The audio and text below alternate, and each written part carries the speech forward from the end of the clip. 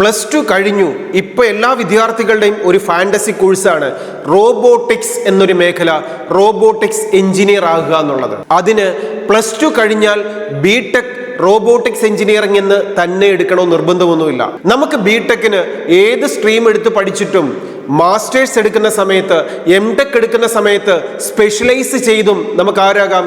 ഒരു റോബോട്ടിക്സ് എഞ്ചിനീയറായി മാറാം. Example, ബിടെക്കിന് mechanical engineering പഠിച്ച ഒരു വിദ്യാർത്ഥിക്ക് എന്ത് കണ്ടിന്യൂ ചെയ്യാം? എംടെക് കോഴ്സായി റോബോട്ടിക്സ് എടുത്ത് പഠിക്കാം. അപ്പോൾ +2 കഴിഞ്ഞാൽ ഉടൻ തന്നെ റോബോട്ടിക്സ് എഞ്ചിനീയറിംഗ് എന്നൊരു കോഴ്സ് തന്നെ എടുത്ത് പഠിക്കണമെന്ന് നിർബന്ധമില്ല.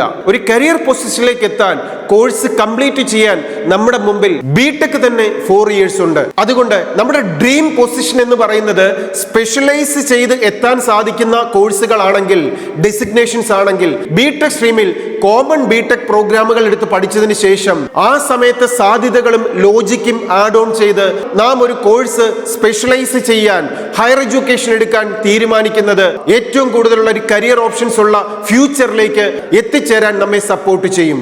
Study well, enjoy your future. All the best.